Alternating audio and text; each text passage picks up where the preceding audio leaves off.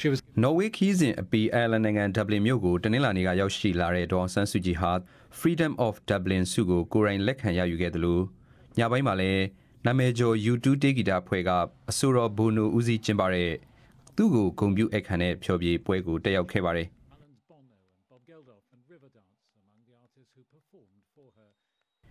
ဒီပွဲဟာတကယ်တော့ Amnesty International လူ့အခွင့်အရေးအဖွဲ့ကြီးကဒေါ်အောင်ဆန်းစုကြည်ကိုချီးမြှင့်ထားတဲ့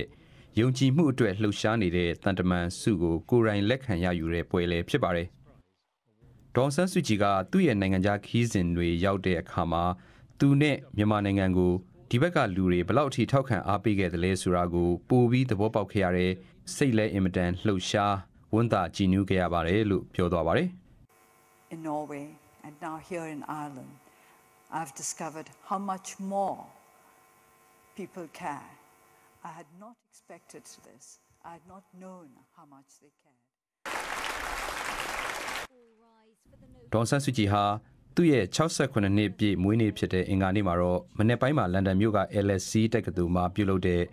Rule of Law တရားဥပဒေစိုးမိုးရေးအကြောင်းဆွေးနွေးပွဲမှာ panelist အဓိကဦးဆောင်ဆွေးနွေးသူတယောက်ဖြစ်ပါဝင်ခဲ့ပြီးကျောင်းသူကျောင်းသားတွေအများစုပါဝင်တဲ့တက်ရောက်လာသူတွေရဲ့မေးမြန်းဆွေးနွေးချက်တွေကိုလည်းဖြေကြားခဲ့ပါတယ်။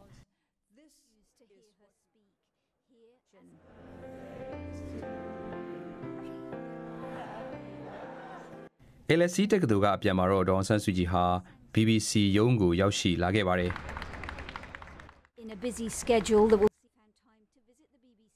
BBC မြန်မာပိုင်းအစီအစဉ်နဲ့ကမ္ဘာတလွှားအစီအစဉ်ကြီးဟာသူ့အတွက်သတင်းအချက်အလက်တွေအများကြီးပေးပို့ခဲ့တဲ့ဌာနကြီးတစ်ခုဖြစ်တဲ့အကြောင်းလည်းပြောသွားခဲ့ပြီးမြန်မာပိုင်းအစီအစဉ်ဝိုင်းတော်သားတွေနဲ့လည်းရင်းနီနီနွေနွေထွေထွေတွေ့ဆုံခဲ့ပါတယ်။ရခိုင်နဲ့ချင်းပြည်နယ်ပဲသွားတဲ့ခါကျတော့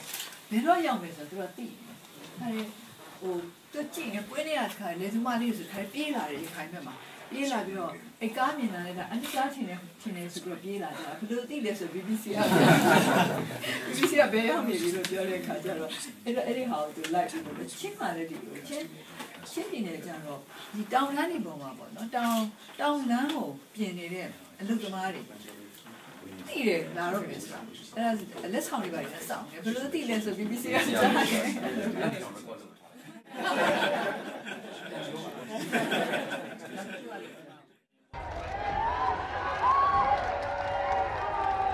ညနေပိုင်းမှာတော့ဒေါ်အောင်ဆန်းစုကြည်ဟာ Oxford မြို့ကိုရောက်သွားပြီးအဲ့ဒီမှာပဲသူ့ရဲ့68နှစ်ပြည့်မွေးနေ့အခမ်းအနားကိုကျင်းပဖို့ရှိကြောင်းလည်းသိရပါတယ်။